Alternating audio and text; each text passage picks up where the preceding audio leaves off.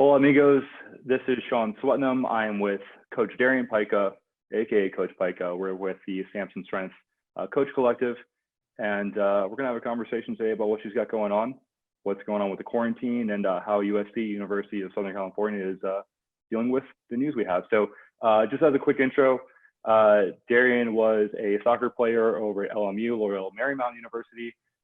She ended up getting her master's degree in kinesiology, of course, at Cal State Fullerton, and then now she is a strength and conditioning coach at USC. So what sports are you covering over at USC? And then could you give us like a roundabout way of how you ended up there and how long you've been there as well?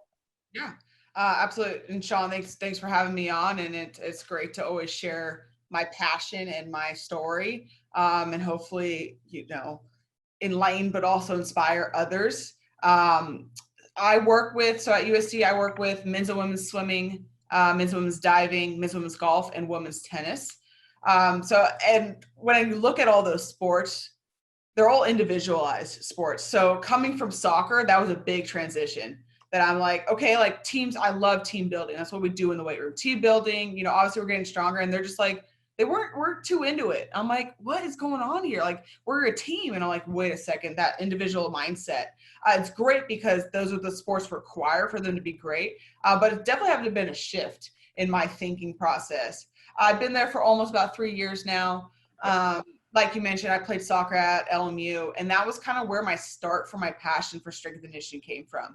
I came on and before I didn't like telling people that I was a walk-on because I was kind of ashamed of it. But now it's like, well, it makes me who I am. So coming in as a walk-on, kind of lowest of the totem pole, I fell in love with strength conditioning. My coach there, his name was Gino, and he got me bigger, faster, stronger, and helped me rise in my sport. It's kind of a Cinderella story. By my second semester, I started to earn scholarship. By my senior year, I was captain on a full ride. So it was a great Cinderella story for me. And I saw what the weight room did to contribute to my success. I'm like, wow, I want to help others because this is an avenue to grow people. And I want to do the same for others now. I'm born and raised Southern California. I really haven't left. My family's still here. I'm still here, obviously. And I was a 3-sport athlete. I was a really good runner growing up. I played soccer and I did track and field. I did sprints to throwing. My senior year, I was actually a thrower. Really involved in athletics throughout all my life, and then going to college. And then, by the time that I was trying to figure out what I wanted to do, and it was a great epiphany that I had. It's kind of stupid, but I was just walking to class one day and I was like, you know what? I want to wear sports clothes. I don't want to wear professional clothes. I want to wear sports clothes for my professional. Like, what can I do that in? Strength and conditioning. So I ended up getting into that, and I did an internship right after soccer ended at LMU with my strength coach. So that was my first taste. And then I went on and went to USC. So got an internship there, and I had no idea what to expect. I was just kind of very green in strength and conditioning. Obviously, I was an athlete. I kind of knew, but I had no idea what the actual field entailed. So I was there from 5 a.m., 7 p.m., sometimes later. And it was like the experience that we all know. Like it's pretty hard to go through those long days, constantly cleaning, working with every school, with every team. And when I sum up my experience, it was great. I had a great mentor, Chris Chase, who's now with the Memphis Grizzlies, but it was an awful experience. It was super hard. I cried a lot during it. It was just a real eye-opener. And my first day on the internship, the head strength and conditioning coach, his name's Ivan Lewis, who's now with the Seattle Seahawks. He just sat me down and he's like, the money's not there, so you better love it. And this is coming from the guy, head strength coach, right? Like, and I was like, I don't really know what that means yet, but okay, I'll figure it out. And now I know what it means. And I obviously stuck with it because I just loved it so much. I loved helping athletes. Like it's a service. It's a duty, it's a calling. Right. I knew I had a calling for athletics and for helping athletes succeed in their sport. So right after USC, I was told, it's a great idea to get your master's, and I wasn't really for it, but I was like, I'll go get my master's. So I luckily put all my eggs into one basket, got into Cal State Fullerton. Wonderful experience. I learned so much working with all those professors there. And Dr. Pablo Costa is my mentor there. He was my chair for my thesis. And I kind of thought I was just going to go into my master's and be a fly on the wall. And no, I made the most out of it. I'm so glad I did. Awesome. It was great. And then in 2017, when I got my master's, I ended up getting a phone call right after that USC had an opening. And so boom, got a job luckily at USC right from there. And then it's almost been 3 years later, and definitely grown as a coach. I think it was definitely hard to have your first job at USC. I was definitely lucky, but I did everything right to get that position. But it was there was definitely a learning curve that I had to take advantage of and get better as a coach from the get-go. I'm kind of thrown into the fire. Right. So yeah, and now I'm here, and during this quarantine, been a great experience, and that has allowed me for more self-improvement as a coach. I've been part of the Merge, which is Candace Walls, Dan Darcy, and other coaches that were on, and we had like 30 interns, and we've been doing this for 8 weeks. We actually just finished today. Right. Every single morning going over a different topic. So that was a great experience to help learn from other coaches, talk shop with them, but also be a better intern coordinator, which me and this another coach, Tim Ojeda, were both intern coordinators at USC. So I kind of wanted to expand. Mm-hmm. Yeah, that's like a lot of educational things going on right now, of course, because of the time that we have, and everyone trying to be advantageous of that, of course. But you have a funny story, because usually when we look at strength coaches at a high level, they're pretty nomadic for the most part. They're over in Tennessee, and then they end up in Texas somewhere. And then very rarely, for the most part, from what we've seen, do they end up where they live for the most part. So it's nice that you have family around it. It's really, a blessing, of course. And then you're tested every day, right? As an intern, as a graduate student, they really make sure that you love what's going on, because you're taking that deep dive into everything. So that's a really, really good insight that you have. What is it like when there's competition and you have your USC athletes, and when you go to competition and you guys are, if LMU's there, how does that work in your brain? Are you like one way or the other? Are you biased? Are you like, I got some love for my LMU people, but I'm trying to win? Yeah, I'll always be a lion, Okay. Shape me. So it depends on what sport. So if it's my sport, if it's tennis, like, no, my girls first. I love LMU, but like, these are my girls. Now, if it's soccer, it's a little different, because like I played that sport, that's my team. So I'm a little bit more towards LMU on that side. So yeah, it definitely depends on the sport, but yeah. That's hard. It's hard. And yeah, typical strength coach, right, moves everywhere, especially a collegiate strength coach.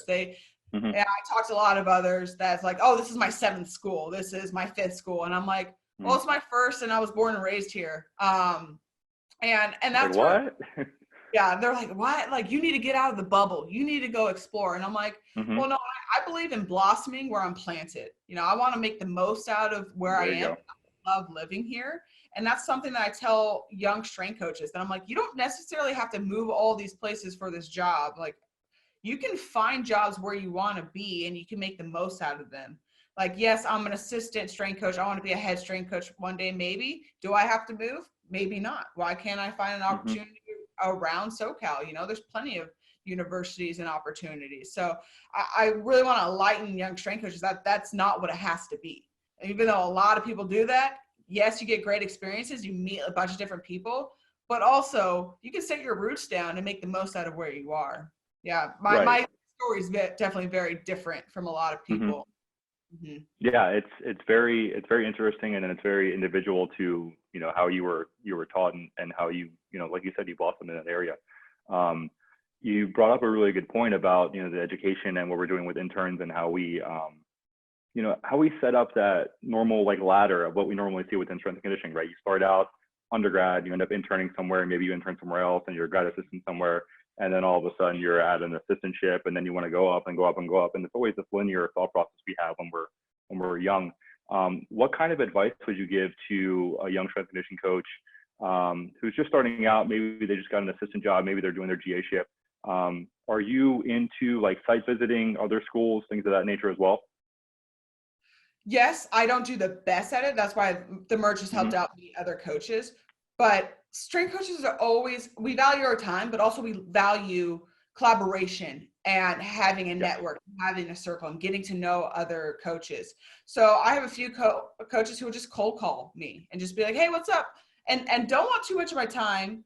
Aren't asking me for it. Just like, "How you doing during this quarantine?" So I think more of first emailing, making sure it's okay, maybe having a few specific questions, but why not just give them a call, and then keep that connection. We need good strength coaches all in our networks. You're the sum of the 5 people you hang out with most. Make sure those are good people. You can expand that. But advice would be, if you're traveling to another university, contact that strength coach. Just ask if you can just see the facility, meet them, talk a little bit about what they do with their team. Coaches always welcome it. And it's a great collaborative experiences. And I think strength coaches need to get better at that, where it's like, let's just talk. We don't need to compete. We don't need to be like, oh, what's better training program? It doesn't matter. Just have a conversation and be open-minded and build a connection with each other. So that would be my advice is, definitely go out and contact and connect with other coaches, because we always welcome it. Yeah, that's definitely sage advice. Within that, I mean, programming, periodization is just a plan, right? Whether it's long-term or short-term, whatever it is. Can you take us through a normal day of, I guess, pre-pandemic, of what Coach Pyka would be doing, once he steps foot on campus? All right. So step foot on campus, it's about probably 5 a.m. I get to the weight room. Usually the first one there, because I have the earliest team. Football will start to get in there. Now, USC is kind of different, where football and Olympic share a weight room, which is definitely not ideal. We obviously want to change that. We even shared like a department. We're just now split. A year ago, we split Olympic and then football. So now I have a boss who's just Olympic, not the head football. Okay. Association, but I get in and I start. I actually run 2 miles. I gotta wake up, So I run 2 miles on the. Get it going. I wake up. I brief the interns. I lay out the programs for my swim team. Swim team's coming up. We have a great session. They always fire me up. And then I have a back-to-back team. I probably have diving after, or I have tennis right away. And then I'm running around, getting to another session, because I don't like being late. And when I have a team that goes 6 a.m. to 7 a.m., but then I have a 7 a.m. to 8 a.m., I hate that. Like, it is just like, I need to get what I need. I need my pencils ready. I need my programs ready. I need everything set out that I need for that tennis session. Because if I don't want my athletes to be late, I better not be late, So then I get to my tennis, and then I have a break after that. During that break, I either go straight out to tennis practice. I make sure to watch a practice at least once a week, show face, see what they're doing. Huge. And that's a great, I love dropping in, I think great conversations happen spontaneously when you just drop into a coach's office. So like, I'll be on the deck and I'll talk to a swim coach. I'm like, what are they doing there? Like, what is today's emphasis? Like, what are you guys working on? Get to know their lingo. And that of course helps with the big buzzword of buy-in, like, just showing that you're engaged. So then I'll go out to some practices, and then I'll come back, and then maybe I'll have golf. I'll have another sport. And then I'll have a compliance meeting or a team meeting. We call them a performance staff meeting. So if it's tennis, have the tennis coaches, have the athletic trainer, sports psych, dietitian all together, and we'll just go through each athlete. So how is this person doing? How's this person doing? Like, what's hurt? What's going on? What to expect? And then programming, intern stuff, and then hopefully out of there by 5, which is, of course, to a strength coach, like, yeah, that's a typical day. To everybody else, like, that's a long day. And the big buzzword also of like work-life balance, and yeah, well, what is that even, right? Yeah. At this point. I've heard Donnie Mabe, who's over at Texas, has a good kind of explanation of this. It's not like a seesaw, it doesn't like, okay, work here and and life and relationships is here, sure, that's going to happen. But it's more like it's seasonal, right? Like that's going to happen during the semester. Like you're going to spend more time at work because that's what's needed. But then summertime, this quarantine time, well, great. I get to spend more time in my family life. So of course it's going to be hard to balance, but you just need to know what's the right time to spend more effort in one place. And where people go wrong is they're just always in the work mode. You know, they can't shut it off. They Yeah. have hobbies. And that's why when I'm talking to a young strength coach or I'm talking to an intern, I'm like, what are your hobbies? Because if they don't have hobbies and they don't have things that they like to do outside of weightlifting and strength conditioning, like that's a red flag. I'm like, you They're need gonna to burn out. Yeah. that's how you develop as a wholesome person, you know? So that's kind of what a typical day during the semester looks. And then on weekends, you got competitions. You know, I like going to, especially my home competitions. Mm-hmm. And the thing that you get in trouble there is like athletes start to expect it. They're like, oh, this is part of your job. You're supposed to come to our competitions. I'm like, no, that's an extra benefit. I love Mm-hmm. coming and watching you guys, but man, when you have a 3-hour match on Friday, Saturday, and Sunday, like that's a lot to take in. And Right. I'm warming up my tennis girls too on the weekends. I don't warm up swim. Maybe that will change. So you get into kind of a hole there when you're like, oh, I'll warm up you guys, but then I got to stay for the match because I want to support you. But then wait, I got other teams and there's no off season because you have 6 teams, you know? And so that's where that like, don't dig yourself into a hole. Make sure you know that you Mm-hmm. yes, say no sometimes. And I think as strength coaches, and one mistake that I made in my younger years is like, it's okay to say no to things. Like your boss piles stuff on you and you're like, yeah, I want to be the intern coordinator. I want to be part of the social media. Like you start stacking on these things, but like, Mm-hmm. wait a second, you know, you're doing too many things and you're not having a life. So yeah, you get really spread thin, right? And then the concern with that is that like where you're hired to put your energy in, are you really putting as much as you could be there? Now, 5 a.m. to 5 p.m. in a 12-hour day, that's rough. And of course, you get some time to, you know, eat, of course, and bounce back and forth. And there's meetings and things of that nature. But yeah, showing them how much you care is such a huge part of the buy-in, building rapport. It's really difficult to continue to build trust over and over and over again. And if you do one thing wrong, or if you tell them that you're going to be there and you're not there, or something happens in between, it's really easy to lose that trust, right? And that's, you know, why I like the seesaw, I guess, spectrum of that, what's going on. Yeah, that's super interesting. That's really, really good advice when, you know, everyone wants to get so involved, put their hands in as many cookie jars as possible. And then you gotta understand also, if we're dealing with high school or we're dealing with college, you get 4 years for the most part. And there's some outliers there too. And it's a quadrennial, just like the Olympics would be. And you got to peak in certain areas too. And if your concern as a strength coach is, hey, we want to be here, and then next time we want to be there, and we're going back and forth a little bit, we're undulating, like you need time to sleep too, and time to rest, and time to recharge your batteries, and find different, you know, avenues for that as well, right? It's not easy going back and forth, and the idea that you know, you got to be working, you can sleep later, or you're not sleep at all. Are you doing any kind of continuing education post your master's right now? Are you thinking about doing a doctorate? Is that kind of weighing in your head at all? No. Okay, good. Yeah, I did think about it, but I think it would be something totally different. More of like a communication, like something that I'm not, it wouldn't be science. It'd be more of like leadership or communication, that aspect of like continuing, because like we need to be as coaches, leaders, and I want to keep growing as a great communicator. And that's where more my passion is right now of self-improvement, is that aspect versus like reading strength and conditioning books, which is it's an interesting shift. You know, you start off like reading every single strength and conditioning book, and then you're like, okay, wait a second, like I got that down. Strength and conditioning is not too complicated, you know, and Right. especially we get novices in the weight room, especially even at USC. Like you get novices, you're dealing with Olympians, but like in the water and in the weight room, they're like, they don't know how to squat, you know? So it's like hard stuff, and you don't need to learn the most elaborate stuff. Yes, you need to know about it, but man, if you can be a better communicator, that's where you're gonna get the buy-in. That's where you're gonna make the most of yourself, and your program is through that aspect and that piece of life. So that's what I way more my passion is right now is self-improvement in myself so that I can be a better communicator. Yeah, that's very interesting because you want to read the normal books that give you the street cred of like what strength and conditioning is, where you should be. But a lot of the advice I always get from different mentors and different coaches is like, why don't you read something that has to do with leadership, cognitive abilities, things of that nature, stuff that's way outside of the box, but is applicable to what we're doing at the same time.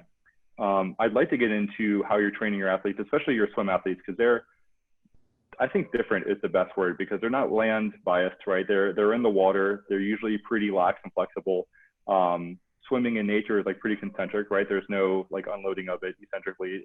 It's strange, right? So how did your education for swimming, since you're not a swim athlete, and this is another point too, that if you were an athlete in college or you played at that level and now you have athletes of a different sport, how did your education go with learning about swimming? Obviously you're at practice, things of that nature also, but how are you training them to raise their performance, of course? Yeah. So getting into a sport that you don't know well, like my advice is first, like get into the water, get onto the tennis court. Okay. Obviously I'm not going to be able to do it at the level that they are, obviously. But I just want to know what the different strokes feel like. And I didn't, I love tennis, so I stay on the tennis court because I just love it. In the pool, I don't touch the pool again. Like I'm not a fan of swimming. So I learned the strokes, I learned what they needed, and then I talked to the sport coaches. They're like, okay, what do you think has worked well for you? What hasn't worked well? Give me your opinion on what you think. And then I'll go to the athletic trainer. Okay, athletic trainer, what are the common injuries you see? What are the preventative measures we need to take? And then I'll go to the research. Okay, what does a swimmer need? And then it all boils back down to like, okay, get them strong. Like a lot of people look at swimming as aerobic, and they need just a lot of volume. Right. And it's like, that's not true. Like they're sprinters. You got to treat them like track. They sprint. They have like a 6-second race. Like, so you got to train them for that explosive power. So I do my best. Like I have 47 swimmers at one time.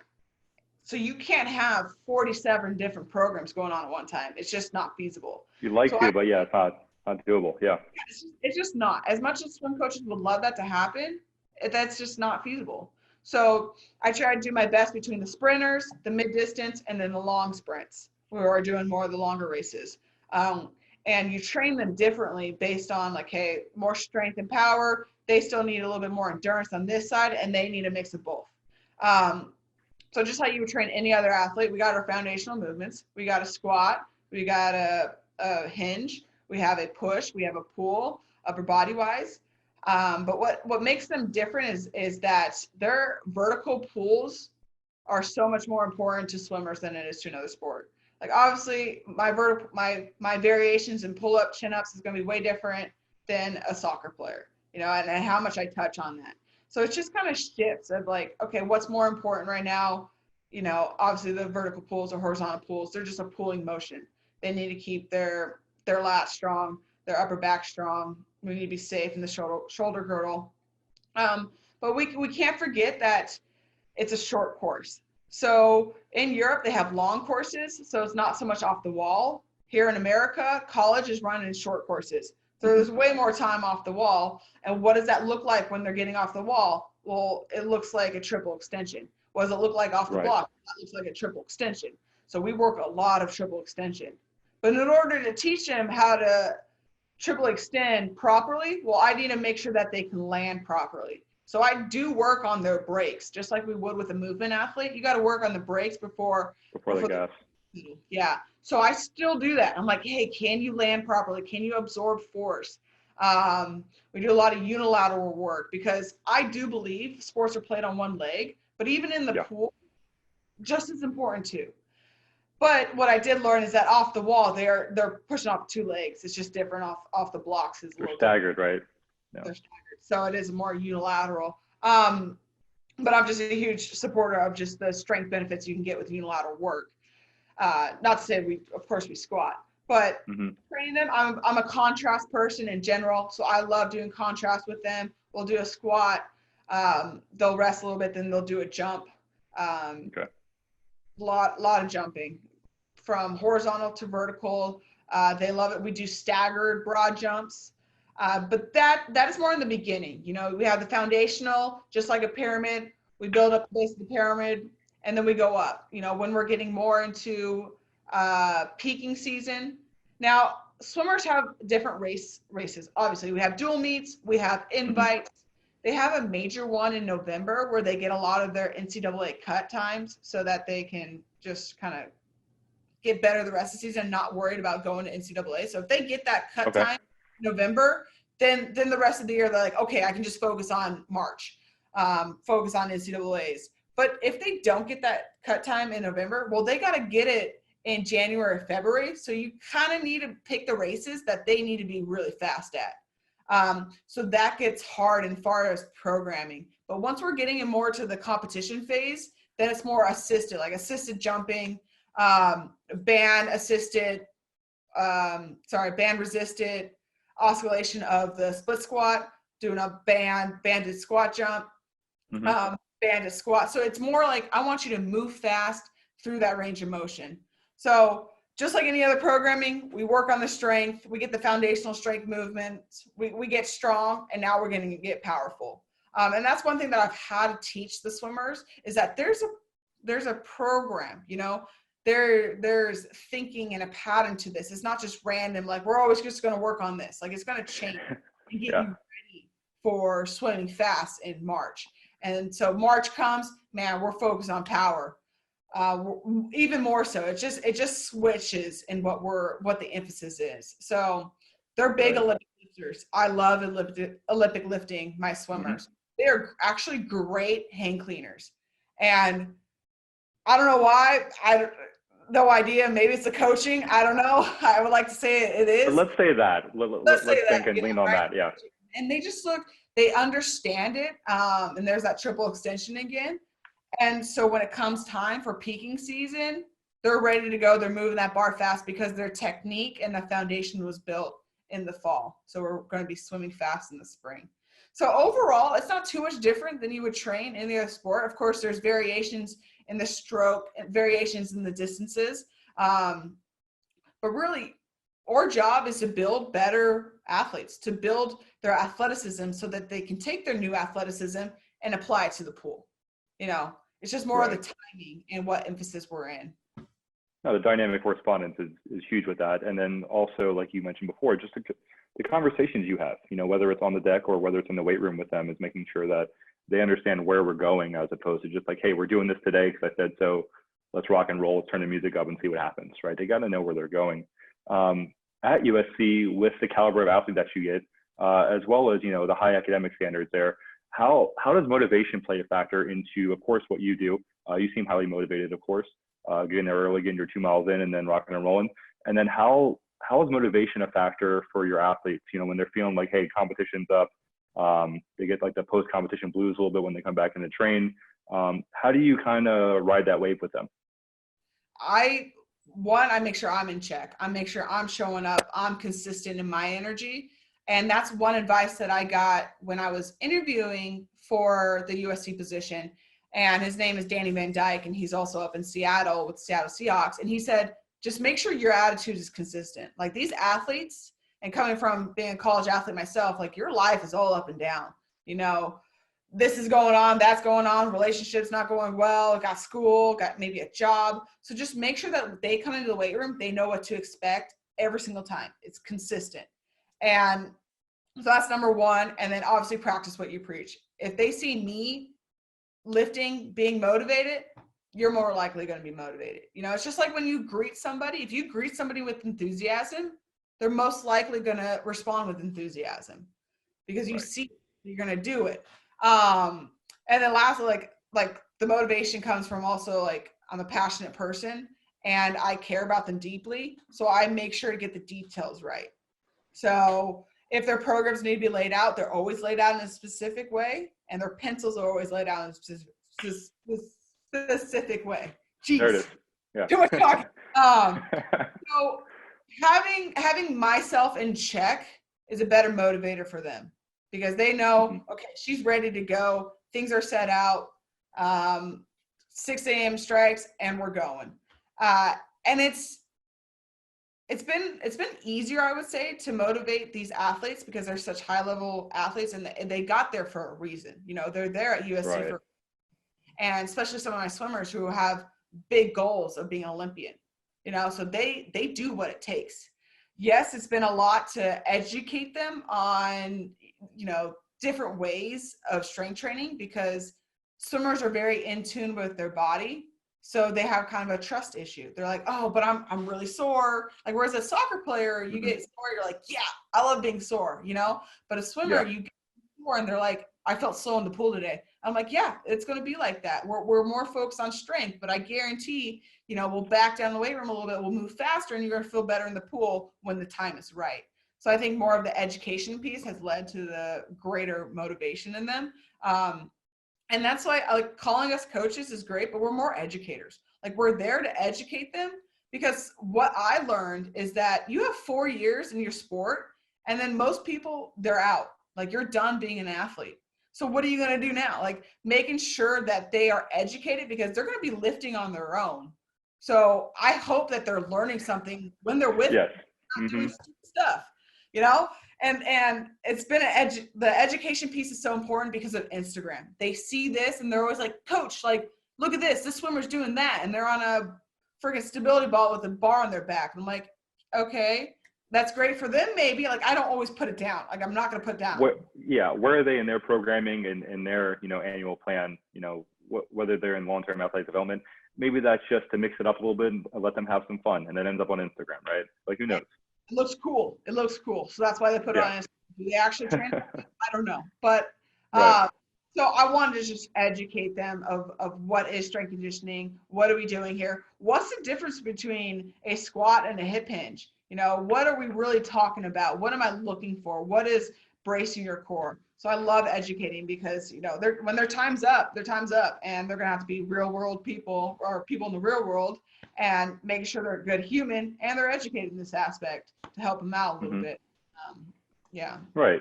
Yeah. There's distress and there's eustress. Sometimes when you're done training, the next day you're super sore. Maybe it takes 2 days and you have a delayed onset of it, and that's distress. And sometimes you kind of get some regen in there and you leave and you feel really, really good about yourself. And there's usually a peaking strategy to that. But there's such a, when you're out, you're out. I mean, that's the best way to put it. And when your whole identity is wrapped up on being an athlete at such an impressionable young age, that transition is very difficult. Have you had athletes that have graduated, alumni that reach back out to you? And how's your relationship with them? Yeah, I mean, that's a tough transition. And I went through it myself, as a lot of us do. Oh, yeah. Like, who am I? Like, I'm not playing soccer. Like, I don't matter anymore. And so that's where my whole philosophy comes from as a strength coach, is that train the human before the athlete. You know, we know that better humans make better coaches. So better humans make better athletes. And knowing how to be a good person in this world. So on my programs, I always put quotes. I'm a big quote person. I'm a big story person. I'm a big, like, I just want to teach them things that, like, I wish I knew. And maybe they're not in a place to actually absorb that stuff. Maybe they're just like, blow it off. Or like, she doesn't know what she's talking about. I'm not listening. But maybe one day they'll get it. And that's all I care about, you know, or maybe I touch just one person and they become a better person for it. So that's where a big gratitude person, like making sure we have gratitude. And I think that's where this quarantine has actually benefited us strength coaches, because usually swimmers come in 6 a.m. They don't want to be there. It's early. But now they haven't had that opportunity in 4 months, and they're all just upset that they can't get back.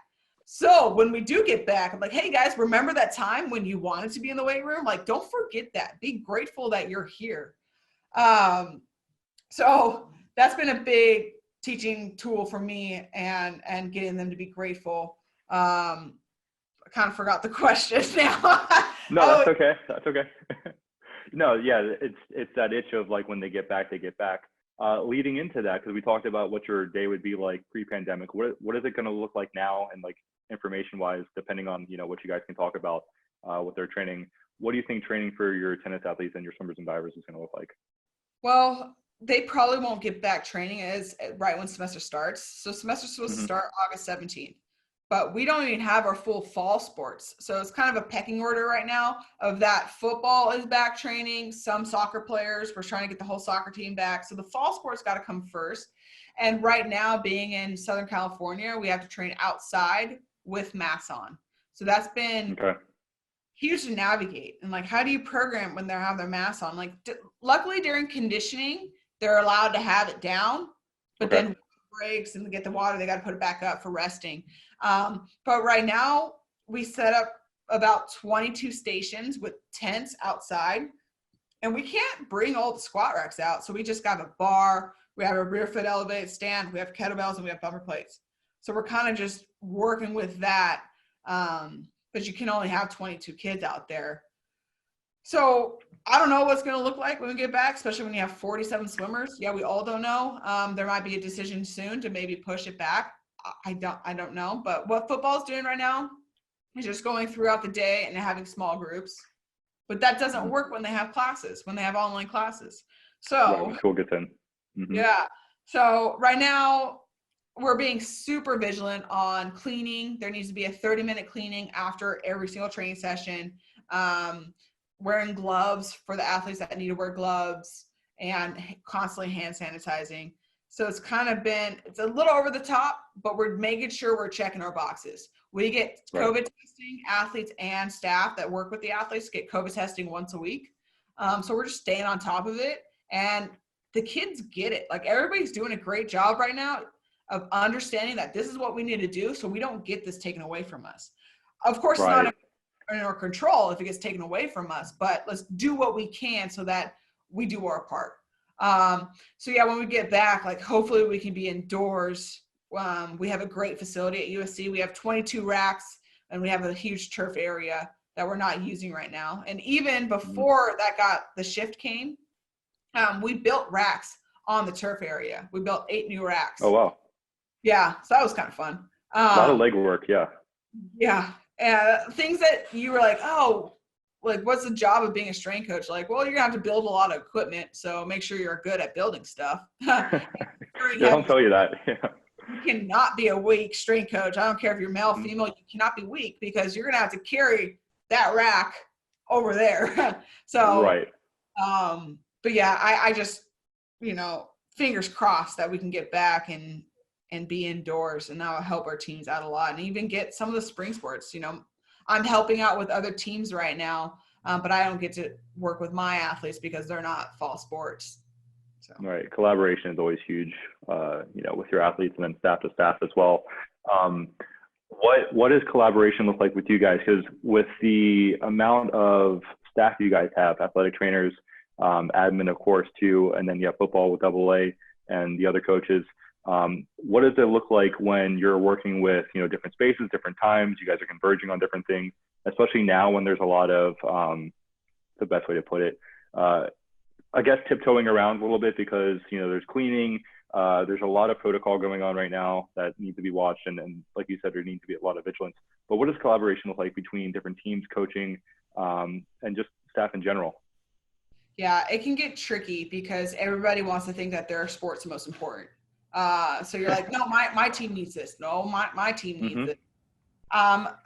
Yes, there is a pecking order, and we keep that in mind. It's it's just the way it is, and athletes know that too, and they see it. And we've been in some unfortunate situations where if we're using something, but hey, football's coming in, you got to move, and that's just how it works. And getting my athletes to understand, like, yeah, life's not fair, but we make the most out of it. That's just sometimes, we do what we can.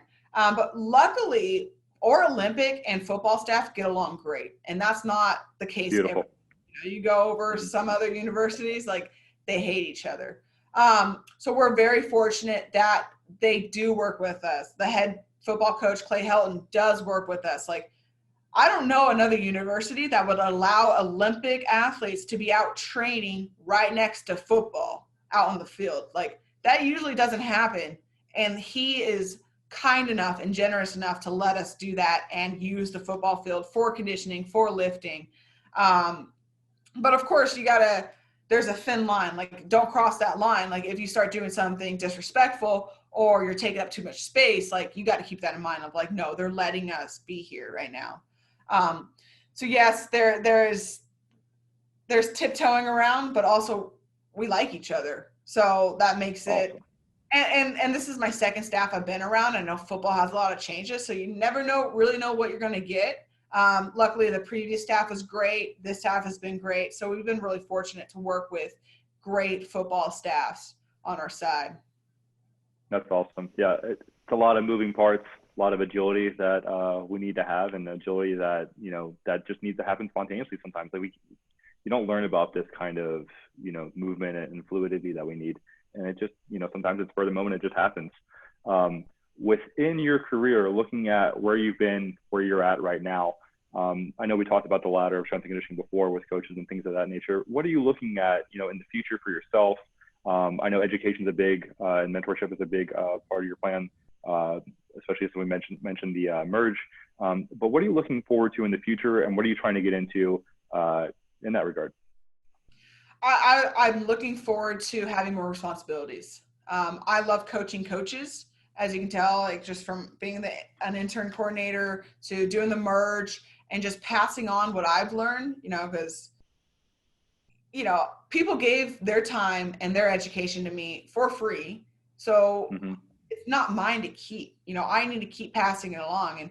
And the more we grow good people below us, the better our field's going to be. And I think that's really lacking in our field is this collaboration that's giving. Of course, there's a give and take. I tell my younger strength coaches that like, don't come at me with all like, I want, tell me this. Like, make sure it's a two-way street, like give me something too. Let's have a conversation. Don't just want something from me every single time. And like support me and I'll support you kind of thing. But talking about kind of making our field better is we as strength coaches need to act more professional so that we get paid more professionally. I think you get into a weight room and of course it's a different setting, but the words going around needs to be better and not so different than a corporate facility. Like I don't think us as strength coaches act professionally most of the time, So and during this quarantine, when the strength coach stuff was going on about strength coaches getting fired and things coming out, and basically ESPN was like, yeah, they're just the hype guy. Like they just hype people up. They're a cheerleader, right? Glorified cheerleader. Yes. And I'm like, we don't want to be known as that. We are educated. We have masters. We know what we're doing, and it's a scientific approach. So why don't we start acting like that so we get treated better and we get paid better? I think a lot of sport coaches have and they shouldn't know, but we as strength coaches like don't get paid like they do. I had one of my assistant coaches was like, "Oh, you have 6 teams. Like that's a lot. You should be doing well." I'm like, "No, we're not." Doesn't compound that way, yeah. No, and I think we're so undervalued because we don't show our value. We need to start showing our value, and that comes from pre and post testing. Like I got this athlete stronger. Like don't you see I'm getting like my program works. I don't think we do enough of that. Like yes, our job is to make better athletes, so we need to show that. You don't always need technology. Like they got their squats stronger. We maxed out. Like I don't believe in 1 RM testing, but 3 RM, 5 RM. Like show your value. Right. We get paid like a professional, And I think that needs to be across the board. And I teach interns that too. Like our job. Like don't forget, we want to be good communicators. We want to create better athletes, make better humans. But we got to show our worth, and we have to make sure we have data to back that up. Like if you want to go in for a raise and you start asking for it, make sure you have these testing scores and like look what you did with the team to back that up. So I do want to get into a head strength coach position. I don't know where. Maybe I'll go into the private sector. So I'm lucky enough to get two different aspects of it. I've been in the college world, I've been in the private sector, so I know the pros and cons of each. I'm liking the college right now, but I don't know if that will change. Maybe opening up my own facility. Maybe doing that in the future. But all in all, I love what I do, but I want to develop other people because I think that's very valuable for our field. Yeah, what they don't tell you, right? When we first start doing this and we're in class and we're getting our certification and everything, there's multiple different avenues that you can go through. Like you said, private, of course, doing your own thing, being a part of somebody else, the collegiate setting as well. And I'm right there with you with the frustrations with, the whole allotment of where we are with salaries and pay gaps and stuff of that nature. But also just the interpretation of like what we do. Like, again, we're very educated. We have masters for the most part. Usually when there's a job opening or anything of that nature, it says that you need to have your master's as a prerequisite. You need to be certified within the gold standards of what we need, of course. And it's just like, I'm right there with you. I'm just as passionate about that. And for the younger strength coaches coming up that, again, think that it's just, you're going to be here and then you bounce this way and then you're there. And then it's just this linear progression. It's just, not the reality and not the fact of it. So, yeah, it's not easy. And especially right now, it's not easy with going back and forth. Right. Yeah. Who knows? I mean, unfortunately, during this time, a lot of strength coaches have got furloughed or Mm-hmm. sports are getting cut. So it's like, wow, you need to have more tools in your toolkit right now and show your Mm-hmm. work, or else you're going to get cut, and especially Right. not being with the sports that are making the money. They're like, oh God, I hope my sports don't get cut, because then I'm going to in the back of your head. So, and that's, that's out of your control, but hopefully you showed your worth within your department. And that's why taking on the internship, taking on some of the social media stuff, like I'm showing my worth in other aspects, so that they're like, oh, well, these teams got cut, but we still like you, so we're going to find a way to keep you, Right. Major Division I schools losing 12 sports when you already had a season that was, cut last year in the spring, and then this year you're not having a season, and maybe you want to stay at that school because of the weight that degree has. You don't want to transfer to another school just to play sports. So who knows? It's very difficult on the student athlete right now. It's not easy there, of course, but I do think that the retest validity of what you're doing. Yeah, your squat got stronger. By how much? Did your body weight go up? Did it stay the same? Or is our mass specific force moving back and forth? What is going on with where we're at? And then having that as a presentation to admin, of course, to the higher ups, to even head coaches as well, and then sports coaches, so they understand where we're going. That type of collaboration is important with just, number one, reflecting on what you're doing at the end of the day, at the end of the week, at the end of the whole entire plan of what you have for the year, moving into next year, but also getting buy-in from other staff, other coaches, and making sure that, hey, like I can count on Coach Pyka to get my athletes stronger. Plus they're healthy, they're feeling good, they're a little more spry, and we're winning. So life is good, right? Yeah, that's a perfect scenario. Yeah, that's what we're looking for, right? Yeah, we can read as many books as we want to, but if we're not on the floor making it happen, and if we're not showing that it's happening, it's like, oh, well, this athlete had a stellar breakout year, and she's doing really, really great, and we accredit that to her practicing and getting into the water, or getting onto the tennis courts and spending more time with her doubles partner possibly. But what gets lost in the weeds, obviously, is the translation of what they're doing during training. And I know we look at that as a physicality of it, of like, hey, yeah, I'm getting stronger, I'm getting faster, I'm feeling really good about myself, but also the cognitive, like mental side of it. Like I'm feeling super confident right now because I know that I can lift a 300-pound barbell. I know that I can, get full hip extension. So this start is going to be nice and smooth, and that's going to propel me into the next, sprint into the water, the next event. I can last all day within a 3-hour meet. It's not a big deal. Yeah, confidence leads to competence. You want an athlete to be obviously competent, but they have to have that confidence under the bar, so they have confidence in their sport. But also, like, touching on that, like reading books, great, but can you be a good floor? And I think that's something that's not emphasized enough, of like, oh wow, you have these certifications, you have this master's degree, but you get on the floor and you're timid and not having a presence. Just be a good floor coach, be a good communicator, and be a good floor coach. Like, I don't care if you're coaching a squat, a push-up, and some pull-up. Like, make sure you're coaching the hell out of it. That's why I tell my interns, like, when you're on the floor, make sure they know that you're there and you know how to give positive feedback, negative feedback, sandwich effect. Like, just make sure you're a good floor coach. I think that's something be masterful of that. Yeah. Yeah. Master that aspect versus like, okay, go in your office, read a couple books. Like, no, get on the floor, coach.